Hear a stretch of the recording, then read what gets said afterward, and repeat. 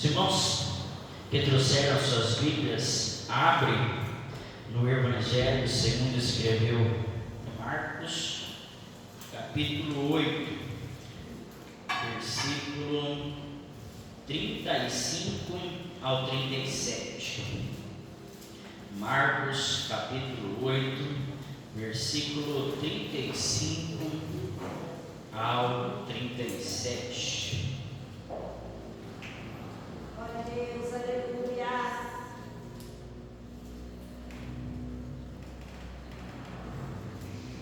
Amém, irmãos? Todos acharam? Amém. A palavra do Senhor diz assim: porque qualquer que quiser salvar a sua vida, perdê-la. Mas qualquer que perder a sua vida por amor de mim e do Evangelho, esse a salvará. Pois que aproveitaria o homem ganhar todo o mundo e perder a sua alma? Ou que daria o homem pelo resgate da sua alma? Amém? Irmãos, eu quero ser boca de Deus na vida dos irmãos hoje, mas para isso precisa-se de um quebrantamento de coração, precisa-se os irmãos dar ouvido à voz do Senhor.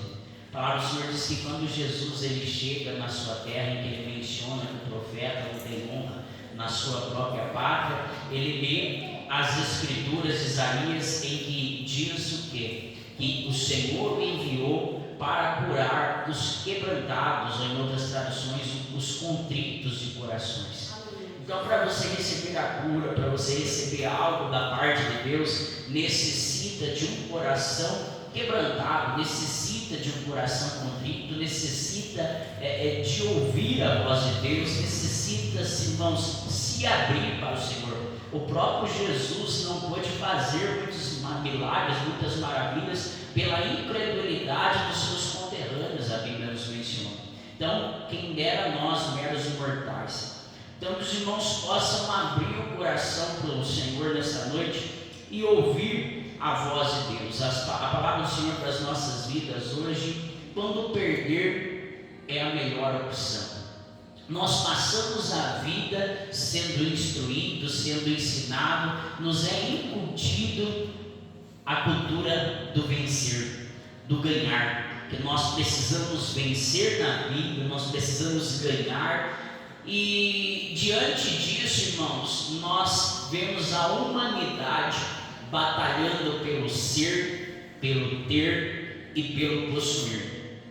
Diante desta batalha, cada um constrói os seus sonhos, constrói os seus planos, suas metas, seus desejos, e gasta a sua vida se empenhando para que esses planos, para que esses sonhos, para que essas metas sejam construídas, sejam concretizadas, e para que essas sejam concluídas em suas vidas, muitas vezes se é perdido princípios, muitas vezes não consegue se atentar ao lado, não consegue ao menos se atentar para a vontade do Senhor e para o propósito do Senhor. Algum tempo atrás nós vimos em destaque nas redes sociais a hashtag, foco, força e fé. Cada um ali ia na academia, postava a fotinha na academia, foco, força e fé. Outro na universidade, foco, força e fé.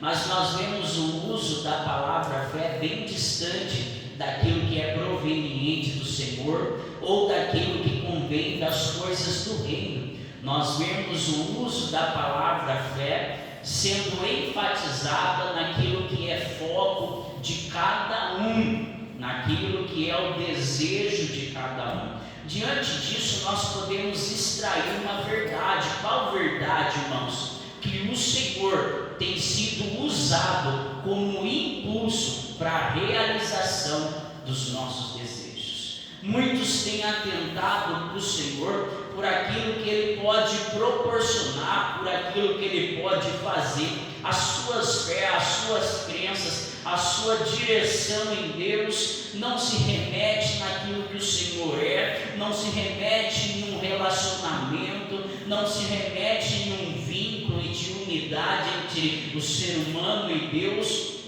que foi para isso o sacrifício de Cristo, mas se remete naquilo que o Senhor pode proporcionar. Nós extraímos uma verdade em que a humanidade, a grande parte dela, se dirige ao Senhor, não pensando naquilo que o Senhor já fez, que é ter entregado o seu Filho amado por nós, não é pensando no amor de Jesus Cristo, não é pensando na eternidade, mas é pensando naquilo que pode ser nos proporcionado diante desta vida terrena. Cada um constrói seus desejos, seus planos, seus sonhos, suas metas, e só pensam no Senhor somente para um objetivo: que Ele venha a ser impulso para que esses sonhos, metas e planos sejam construídos, sejam concluídos e concretizados.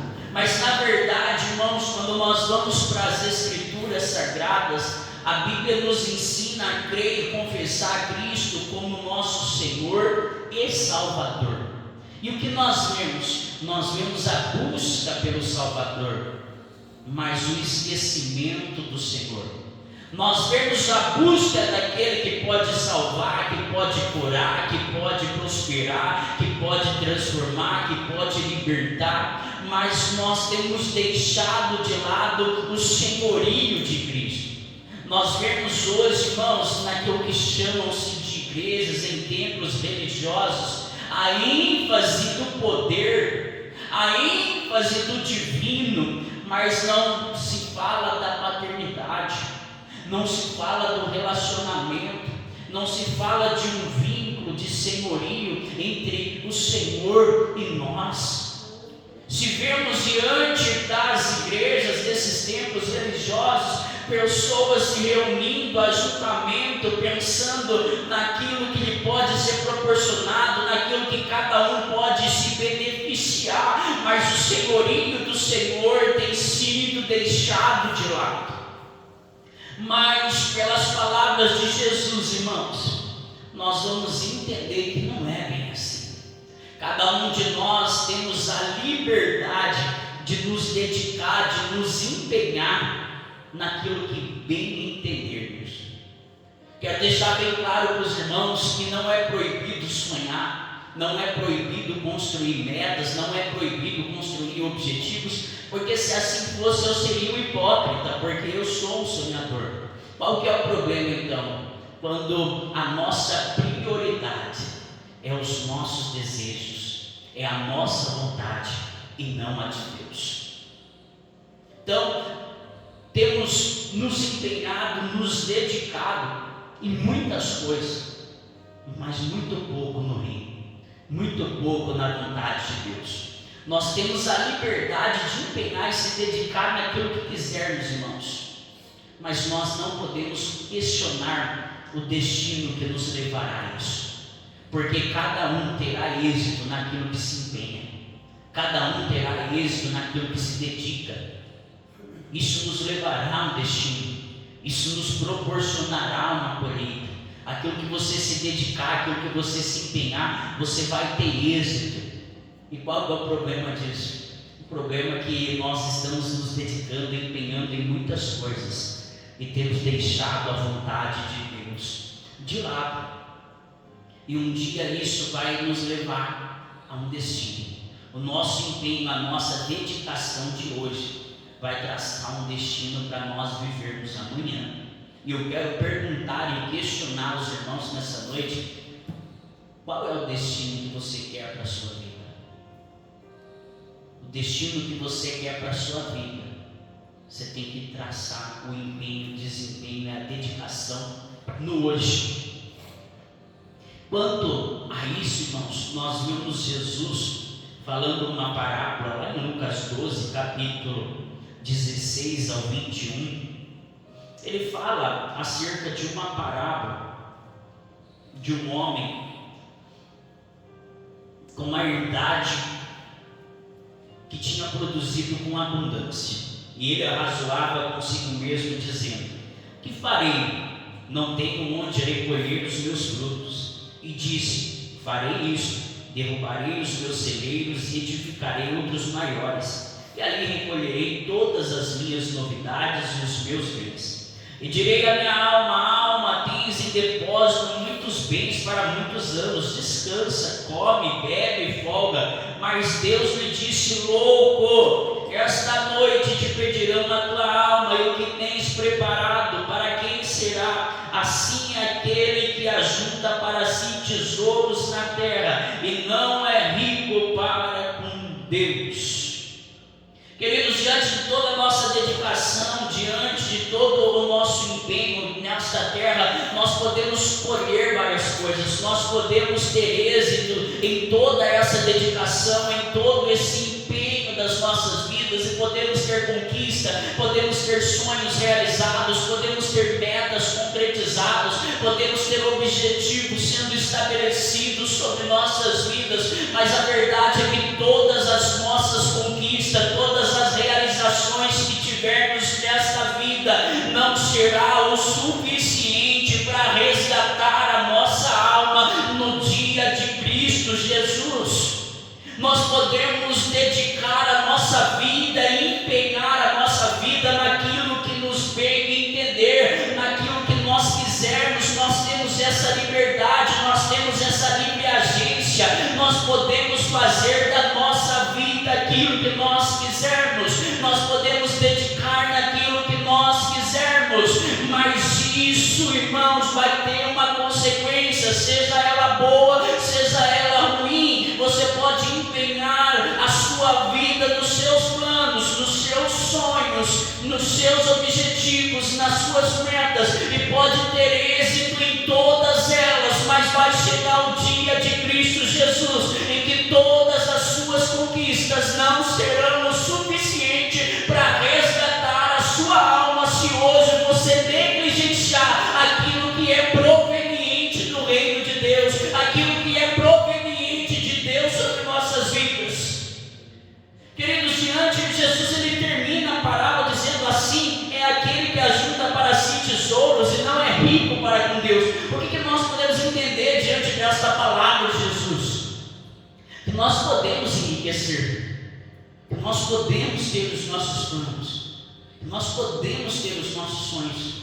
Qual é o problema em si? Que nós ajuntamos muito para nós e nós juntamos com Deus. Qual que é o problema? O problema é quando nós ajuntamos riquezas nessa terra e não ajuntamos riquezas para com Deus. Qual que é o problema? Quando nós canalizamos toda a nossa força, toda a nossa dedicação para a nossa vida que nos beneficia e deixamos o reino de Deus de lado. Qual que é o problema então?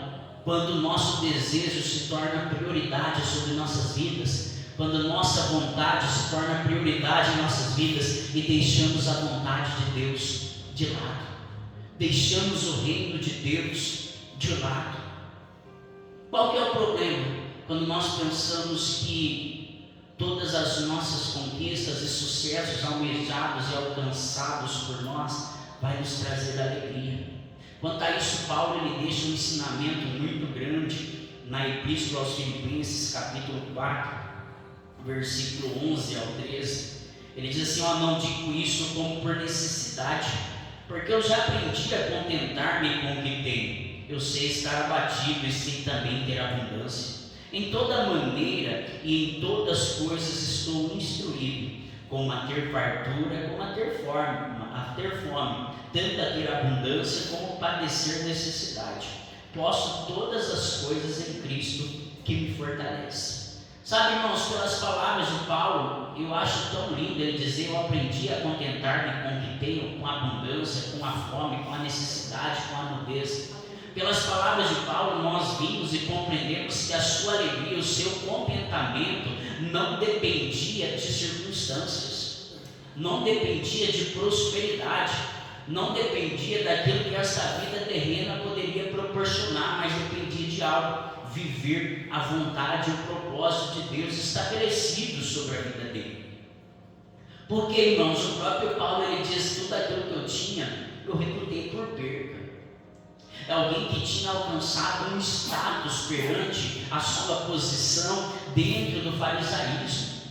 alguém que desde criança foi treinado e preparado para alcançar uma boa posição, para ter status, para ter uma boa condição financeira, alguém que já tinha adquirido um conhecimento maravilhoso acerca das leis, acerca do Antigo Testamento, e isso aos judeus era de grande valia. Mas tudo aquilo que ele tinha conquistado durante toda a sua vida, ele reputava por perda. Porque quando ele escreve aos Gálatas, ele diz assim: já estou crucificado com Cristo, e não vivo mais eu, mas Cristo vive em mim, e a vida que vivo agora, eu vivo pela fé no Filho de Deus, a qual dou a si mesmo por mim. Paulo entendeu, irmão, que a sua alegria, o seu contentamento não dependia daquilo que essa vida terrena nos proporciona, mas dependia exclusivamente de algo, de viver a vontade de Deus. Sabe, irmãos, deixa eu falar uma coisa para os irmãos. Muitas vezes, eu não sei vocês, mas acredito que sim, a grande maioria de nós estamos há algum tempo dentro da igreja, estamos há algum tempo no ministério, até mesmo estabelecendo ou vivendo algo dentro da igreja, mas continuamos com um vazio. Algum tempo atrás, enquanto nós estávamos em outro ministério, eu vivi uma crise ministerial tão grande, porque eu sempre fui proativo, eu sempre fui esse loucurão que eu sou aqui, e aí nós chegamos num ministério totalmente diferente, um costume totalmente diferente do nosso, e eu cheguei a 100, 200 por hora, e eles ali são paradinho, e eu comecei a ter uma crise ministerial. Por quê, irmãos? Porque eu me sentia tão inútil. Eu pegava a minha moto, eu ia nas biqueiras, ia para todo lugar, evangelizar, falar do amor de Cristo, mas sabe, parecia que ainda era pouco, parecia, eu me sentia ainda um inútil. Por quê, irmãos? Porque não era só aquilo que Deus tinha estabelecido para mim, eu estava fora do propósito. Quando nós estamos fora do propósito, o vazio continua. Eu posso ter o carro que eu quiser, a casa que eu quiser, eu posso ter todas as realizações desejadas da minha alma, o vazio vai continuar. Eu vou olhar para todos os lados e vou ter a percepção que ainda falta algo. Este algo é o propósito de Deus sobre nossas vidas. E Paulo, ele demonstra que a nossa alegria não está nas realizações terrenas, mas está em viver a vontade de Deus. Se imagina, irmão, se atentar para os apóstolos e ver Paulo dizendo isso, Paulo foi apedrejado, padeceu necessidade de todas as formas, e dizer que aprendeu a contentar com o que tem.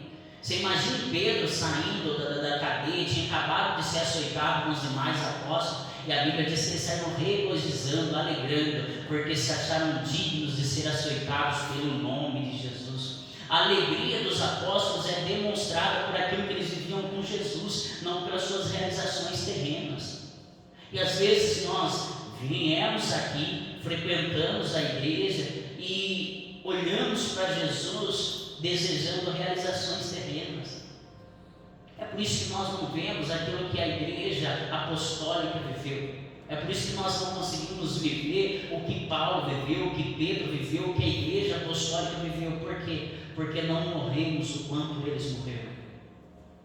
Porque nós não estamos dispostos a entregar o quanto eles entregaram. Sabe, há algum tempo atrás eu ouvi o pastor Zé Bruno falando algo, o pastor Júlio, e me chamou muita atenção. Ele falou assim, às vezes nem precisa Satanás estar no centro para levar a nossa queda. Nós estando no centro da nossa vida é o suficiente para a nossa queda. Então guarde isso para toda a sua vida, irmãos. Não é preciso Satanás estar no centro para a sua queda. Você estando no centro da sua vida já é o bastante para a sua queda. O que fez Satanás ser expulso? O que fez Satanás cair? O que ocasionou a queda de Satanás? A Bíblia diz assim, por causa da multiplicação do teu comércio, te lancei fora. O que é comércio? É aquilo que eu faço e espero ser beneficiado por isso. A primeira queda, que foi a de Lúcifer, do luzeiro, foi ocasionada pela multiplicação do comércio, pelo fato de você fazer algo esperando receber algo em troca. Ele não bebeu, ele não se prostituiu, ele não se drogou, não traficou. O que ele fez? A multiplicação do comércio. E às vezes a gente vê o Satanás na bebida, a gente vê o Satanás na música do mundo, mas não vê o Satanás no sabor de mel. A gente vê o Satanás lá no bar, a gente vê o Satanás na biqueira, a gente vê o Satanás no álcool, nas drogas, no adultério, na prostituição, mas não conseguimos ver o Satanás no nosso egocentrismo. E a gente acha que está servindo a Deus, mas estamos servindo o diabo. Por que Adão e Eva caiu? Bebeu? Se drogou? Se prostituiu? Por quê? Eva olha para o fruto proibido, ela viu que era agradável à vista, boa para dar entendimento e boa para ser comida. O que ocasionou a queda? Alguém que realizou o seu desejo. Alguém que priorizou o seu desejo do que a vontade e a voz de Deus ocasionou a queda. E agora nós estamos passando tudo isso por causa deles, por causa de Adão e Eva. Nós conhecemos o pecado. Romanos 5,12 fala que a morte entrou no mundo, o pecado entrou no mundo por um só homem, por Adão. Por quê? Porque eles preferiram satisfazer os seus desejos do que a vontade de Deus. Então, todas as vezes que nós priorizamos a nossa vontade do que a vontade de Deus, nós somos levados à queda. Todas as vezes que nós priorizamos os nossos desejos, as nossas vontades e negligenciamos a vontade de Deus, irmãos, nós estamos vivendo a queda. Eu posso não beber mais, eu posso não se prostituir mais, eu posso não me drogar mais, mas a partir do momento que eu coloco as minhas vontades no centro de todas as coisas, eu estou vivendo a queda. E aí eu vou tentar enganar a mim mesmo. O que eu vou fazer? Eu vou fazer uma boa obra, eu vou pregar, eu vou cantar, ou eu vou ir no culto, para enganar a mim mesmo, para mim pensar que eu estou servindo a Deus. Mas Jesus nos ensina, irmãos, que enquanto nós estivermos tentando ganhar a nossa vida, nós vamos perder. Enquanto nós estivermos dedicando o nosso tempo, dedicando as nossas vidas e administrando elas segundo os nossos desejos, querendo ganhar, querendo se beneficiar, querendo se revestir daquilo que é terreno, nós vamos perdê-la, irmãos. Lucas capítulo 6, do versículo 20 ao 26.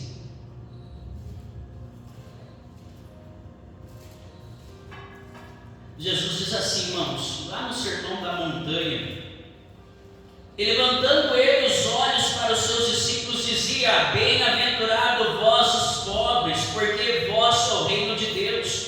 Bem-aventurado vós que agora tendes fome, porque sereis fartos. Bem-aventurados vós que agora chorais, porque é a vez de rir. Bem-aventurados sereis quando os homens vos odiarem, e quando vos separarem, vos injuriarem e rejeitarem o vosso nome como mal por causa do Filho do Homem. Folgai nesse dia, exultai, porque eis que é grande o vosso galardão nos céus, pois assim faziam os seus pais e os profetas. Aqui são as bem-aventuranças. Mas agora começa a oposição, o contrário. Mas ai de vós ricos, porque já tendes a vossa consolação. Ai de vós que estáis fartos, porque tereis fome. Ai de vós, o que agora rides, porque vos lamentareis e chorareis. Ai de vós, quando todos os homens de vós disserem bem, porque assim fazia seus pais aos falsos profetas.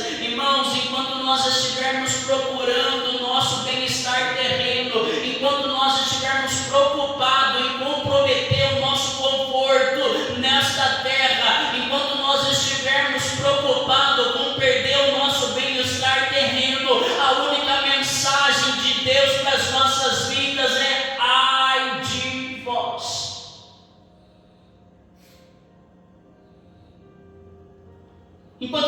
estivermos com medo de sair da nossa zona de conforto, enquanto nós estivermos procurando somente os nossos benefícios, somente se sobressair sobre todas as coisas, enquanto nós estivermos procurando somente ganhar nesta vida, a única mensagem de Deus para as nossas vidas é: ai de vós. Como eu já citei para os irmãos, nós temos toda a liberdade de dedicar, de empenhar a nossa vida naquilo que nós bem entendemos. Mas você só vai ter êxito naquilo que você se empenha e se dedica. E se você se dedicar em ganhar, você vai perder a sua alma. Enquanto você estiver se dedicando em ganhar nesta vida terrena, você vai perder a sua alma. E talvez, irmãos, não seja agradável ouvir uma palavra como essa. Eu vou dizer algo para os irmãos aqui, nem é para sobressair, mas eu sempre gostei de estudar a palavra de Deus. Mas queira ou não, no começo, quando você é imaturo na fé, você aprende mais aquilo que ele vos ensina, a cultura que você está inserido. Mas eu comecei a buscar o Senhor, irmãos, e sempre pedi para o Senhor assim, que Ele me ensinasse realmente o que está nas Escrituras, independente se isso ia confrontar aquilo que me ensinaram ou a denominação em que eu estava inserido.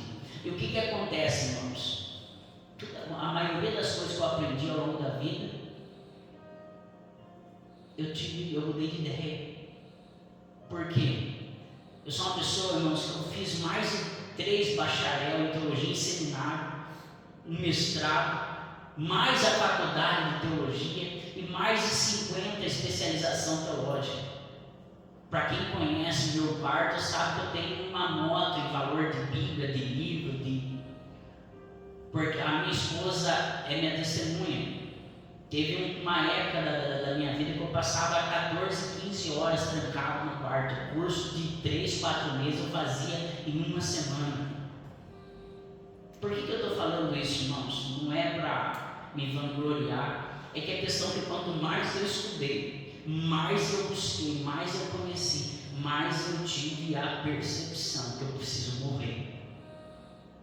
Quanto mais eu estudei a Bíblia, irmãos, mais eu tive a percepção dos meus pecados, da minha ausência para com Deus.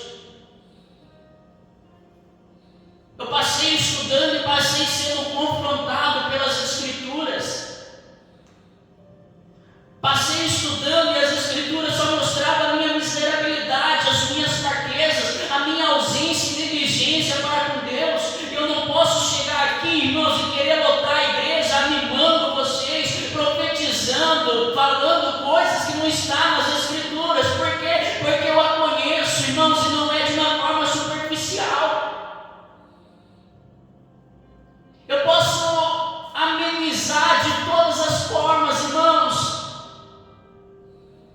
mas eu vou estar privando você de viver a verdade. Eu vou estar privando você de conhecer realmente um evangelho genuíno, verdadeiro, sem fermento de fariseus. Sabe, eu poderia estar agradando vocês de todas as formas, irmãos, sabem que seria mais fácil encher um pouquinho a igreja. Nós vamos encher, mas com o evangelho genuíno. Mas seria mais fácil, mais rápido encher a igreja. Poderia amenizar de todas as formas, irmãos, para pegar dinheiro, para fazer isso, para fazer aquilo. Mas, irmãos, é a Bíblia. Goste os irmãos ou não, goste eu ou não, é as Escrituras. A Bíblia nos ensina a perder para ganhar. A perder para ganhar. Tudo aquilo que o Senhor nos concede, Ele nos concede com um propósito. Então, diante desta desenfreada busca pelo ser, pelo ter, pelo possuir, talvez ouvir uma palavra como essa gere alguns questionamentos a nós. E esse questionamento é o que? Será que vale a pena mesmo renunciar? Será que vale a pena mesmo nós negligenciarmos, deixarmos os nossos sonhos de lado, os nossos planos de lado? Salomão é uma grande prova, irmãos. Salomão, ele é alguém que recebeu a sabedoria de Deus, e quando ele recebeu aquela sabedoria de Deus, ele ficou encantado. E a Bíblia diz que ele escreve o seu primeiro livro, que é o livro de Provérbios. E o propósito do livro de Provérbios era dar bom siso, juízo aos jovens. E ali ele externa aquela sabedoria através de palavras bonitas. O segundo livro que Salomão escreve é o livro de Cantares, o livro de Cântico dos Cânticos. Demonstra alguém totalmente apaixonado e sendo impulsionado pelos seus sentimentos, pelas suas emoções, e isso lhe levou à queda. Mas aí o último livro de Salomão, ele já começa no capítulo 1 dizendo: vaidade de vaidade, diz o pregador. E no último capítulo de Eclesiastes, no primeiro versículo, que é o capítulo 12, ele fala assim: lembra-te do teu Criador nos dias da tua mocidade, antes que venham os maus dias e dizem: nele não tenho mais contentamento. Salomão expressa as palavras de alguém que já não tinha mais contentamento nos seus dias. Salomão expressa as palavras de alguém que sofria pelas feridas que o pecado lhe trouxe. Salomão expressa as palavras de alguém que ainda sentia a dor do pecado, de alguém que passou toda a sua vida ganhando, de alguém que passou a sua vida ganhando riquezas, sendo elogiado, adorado, de alguém que recebia ofertas de outros reis, como foi no caso da rainha de Sabá, alguém que alcançou uma posição, um status social, riquezas de todas as formas, mas no final da sua vida ele desfrutava das consequências de tentar ganhar. E ele termina o livro de Eclesiastes dizendo assim: de tudo que se tem ouvido, o fim é: teme a Deus e guarda os seus mandamentos, porque este é o dever de todos os homens. Que a verdade, irmãos, nós podemos gastar toda a nossa vida querendo ganhar, querendo conquistar, querendo o auge, mas vai chegar um dia que nós vamos ter a percepção que nada disso vai valer a pena. Você sabe por quê? Sabe por quê, irmãos? Porque nenhuma conquista terrena será o suficiente para resgate de nossa alma. Nada que nós realizaremos nessa terra, nenhuma de nossas conquistas será o suficiente para resgate de nossas vidas. Sabe, esse questionamento, será que vai valer a pena? Pedro teve. Marcos capítulo 10, versículo 28 ao 31.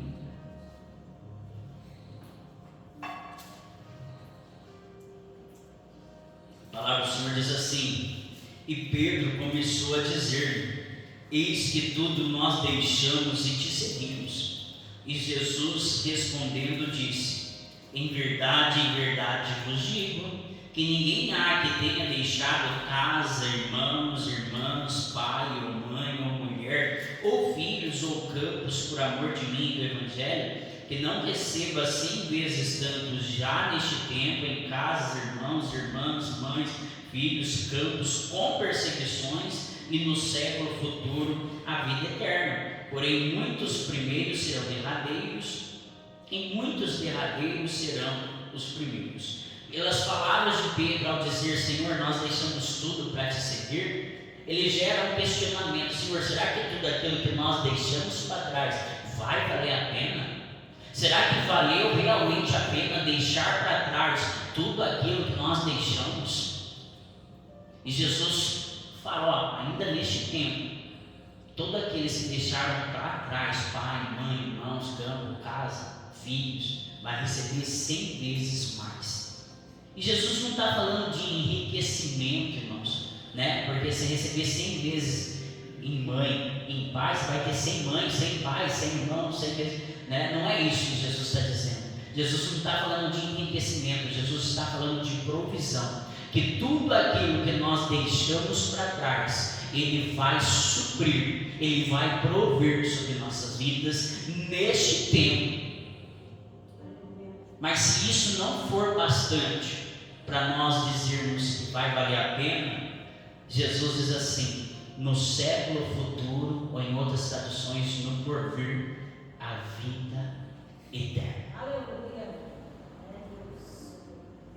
Se ainda nesta vida você achar que não vai valer a pena deixar para trás tudo aquilo que é necessário ser deixado, Jesus nos dá essa consolação.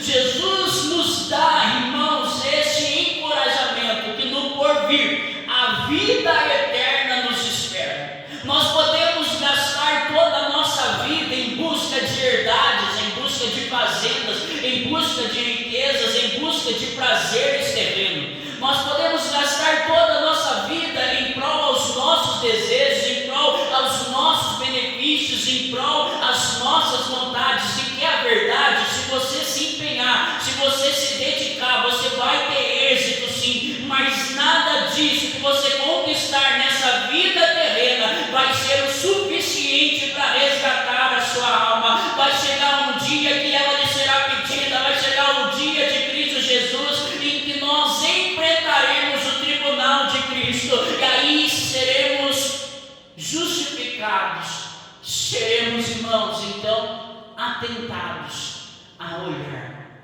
e dizer se valeu a pena empenhar naquilo que nós empenhamos hoje. Como seria gostoso ouvir uma palavra como: se Deus deixou você olhar, desejar, tocar, né? Mas se você conquistar tudo aquilo que você desejou, sonhou ou tocou, tudo isso não será o suficiente para resgatar a sua alma. Aquele que quiser salvar a sua vida, perderá. Perderá. O evangelho simples, sem pureza e sem fermento, irmãos, de religiosidade é esse: é viver para Cristo, é morrer para nós e viver para Ele. Sabe, nós tentamos muitas vezes enganar a nossa mentalidade, querendo enganar a nós mesmos, gastando o nosso tempo muitas vezes em obra, esquecendo de relacionamento. O que isso quer dizer, irmãos? Lógico que temos que ter obra, mas qual que é o problema?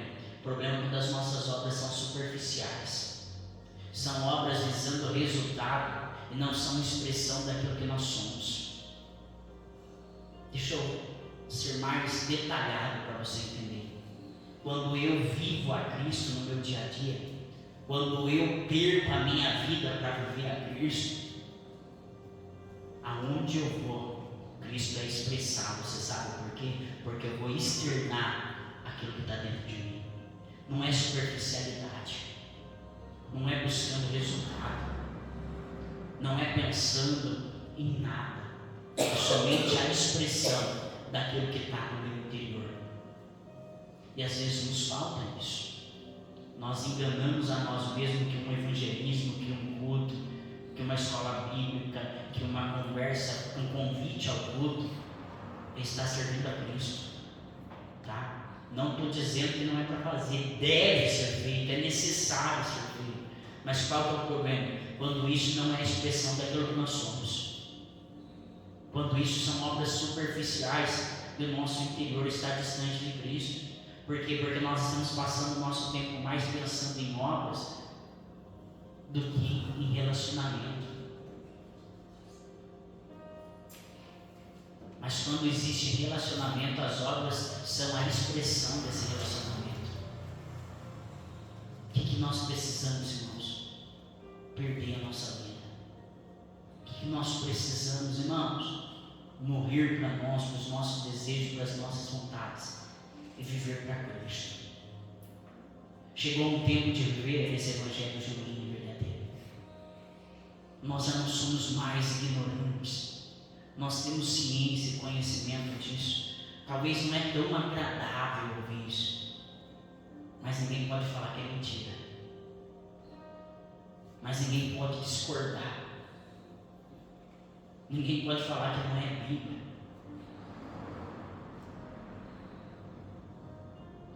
E é por isso que Tiago ele escreve a sua epístola lá no versículo 21 do capítulo 1, ele diz assim: recebei com mansidão a palavra que em vós é enxertada, a qual pode salvar a vossa alma. Quer salvar a vossa alma? Quer salvação da sua alma, irmãos? Então recebe com mansidão a palavra que está sendo enxertada por você. Quer salvação para a sua alma? Recebe com mansidão a palavra que Jesus está direcionando para esta igreja nesta noite. Precisamos expressar a Cristo, precisamos expressar o Evangelho, mas a expressão do Evangelho vai sair de nós quando verdadeiramente em nosso interior o Evangelho estiver fluindo. Precisamos expressar a Cristo, mas só vamos expressar a Cristo quando o nosso interior estiver fluindo a Cristo. Precisamos fluir, irmãos, e expressar as boas novas, mas isso só vai acontecer quando dentro de nós as boas novas estiver internalizada. Precisamos entender que a melhor opção é perder, que a melhor opção é entregar a Jesus realmente as nossas vidas, é olhar além de um Salvador, mas também um Senhor para nós. E quando nós vamos nos Evangelhos, no Novo Testamento, nós vemos que a palavra servo é doulos, também usada para escravo, caracterizando aquele que vive em prol a vontade do seu Senhor. Nos colocar como servos de Cristo é viver em prol a vontade do nosso Senhor. Cada um que está aqui nessa noite, busque esse relacionamento com o Senhor. Busque, irmãos, essa intimidade para entender e compreender qual é a vontade do nosso Senhor sobre nossas vidas. Conversando com um amigo essa semana, eu brinquei com ele. Eu parei de ser hipócrita. Eu faço meus agradecimentos quando eu acordo, mas a primeira coisa que eu peço para o Senhor é me ajudar a vencer a mim mesmo. É me ajudar a vencer o pecado, a vencer a aparência do mal. Porque eu sou que nem criança levada, irmão. Deixou sozinho, sai caca. Deixou sozinho, vai dar B.O. Então eu peço, irmãos, essa ajuda do Senhor, sem superficialidade, sem religiosidade. Eu preciso dele. Eu brincando com meu amigo, dizendo: eu coloco uma cordinha no pescoço todos os dias para me suicidar, para me matar. Porque muitas vezes o inimigo não coloca a prostituição, não coloca uma bebida e uma droga para tentar, porque sabe que não vai conseguir. Mas o que ele coloca na nossa vida? O egocentrismo. Pense mais em você. Pare de ser tonto dos outros. Pare de ser bobo dos outros. Olhe mais para o seu umbigo. Busque mais a sua vitória. Sabe? O inimigo muitas vezes vem disfarçado de pregador, de pastor. O inimigo muitas vezes vem com a Bíblia na mão, nos enganando. Então vamos realmente nos abrir para Deus e decidir a perder para ganhar. Amém, irmãos? Você põe em pé, irmãos.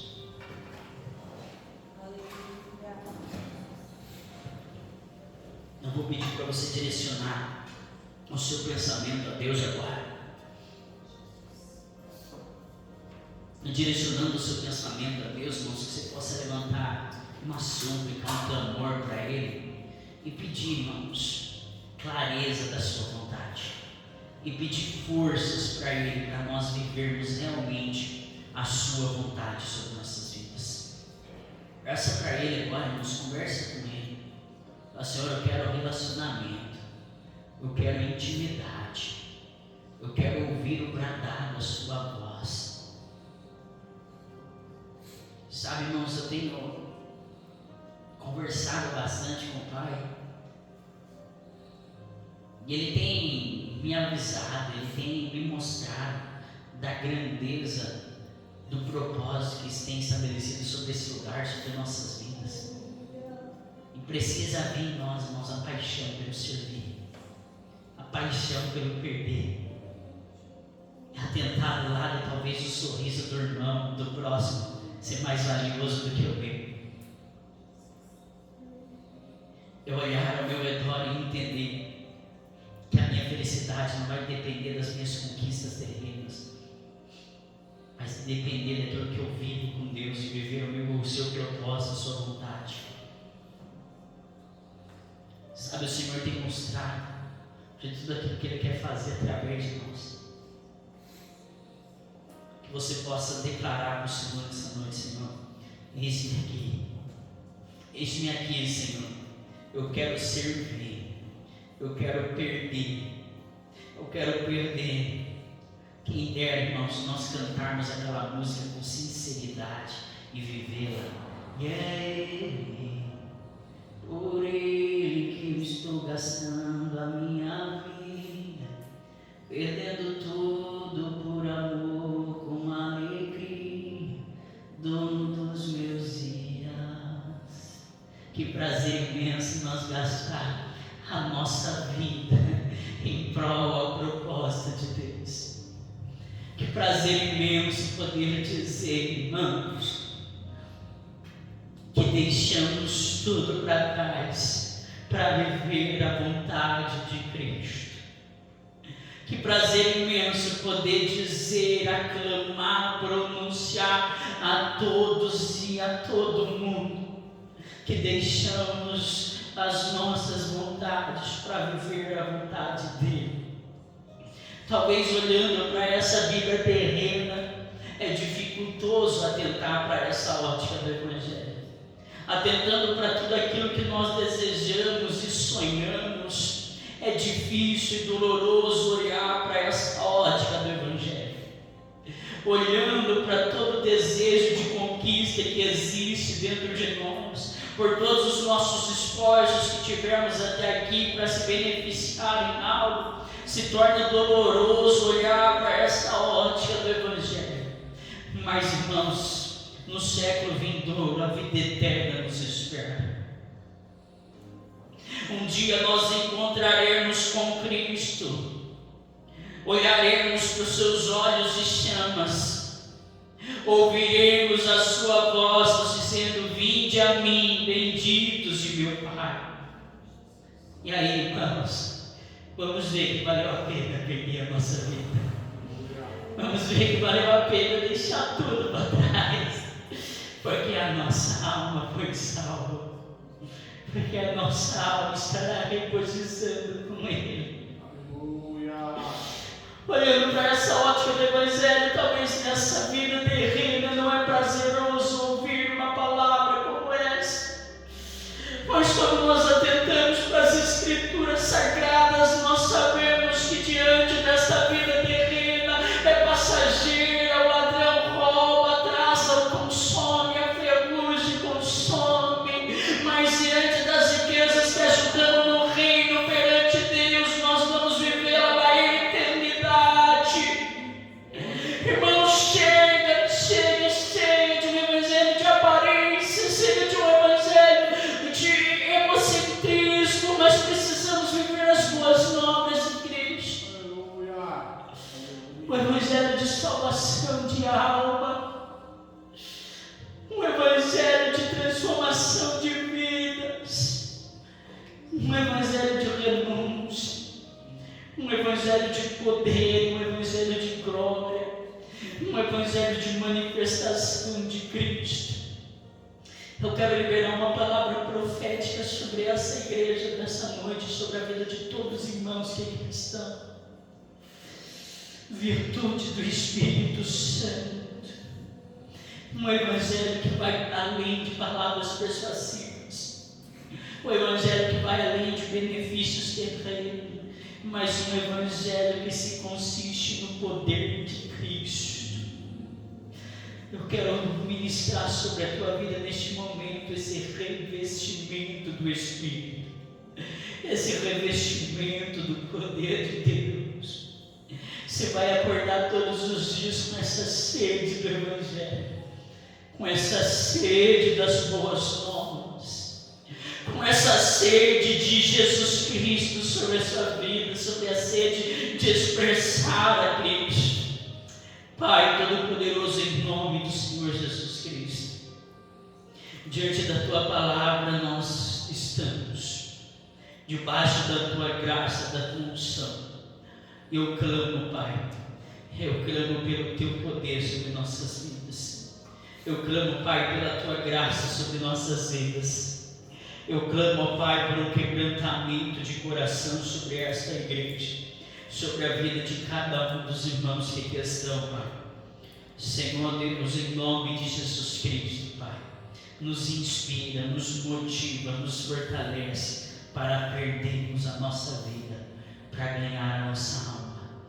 Pai Todo-Poderoso, em nome de Jesus Cristo, ministra sobre nós a Tua glória e vontade, para que possamos expressar o cristianismo em qualquer lugar que venhamos pisar as plantas de nossos pés. Senhor, em nome de Jesus, eu te suplico, Pai. Eu te suplico, Senhor, Espírito Santo, toca sobre a Tua igreja agora. Toca sobre cada irmão agora, em nome de Jesus Cristo. Sobre cada coração, sobre cada mentalidade, que possa receber virtude, que possa receber uma mudança de mente agora, em nome de Jesus. Espírito Santo, vem sobre nós, nos convencendo dos nossos pecados e nos fortalecendo para deixá-los. Pai Todo-Poderoso, eu te rogo, Senhor, que esta palavra venha de encontro com toda esta igreja nesta noite, e que a partir de hoje, a partir desta palavra, nenhum de nós sejamos mais os mesmos. É o que eu te peço e te agradeço,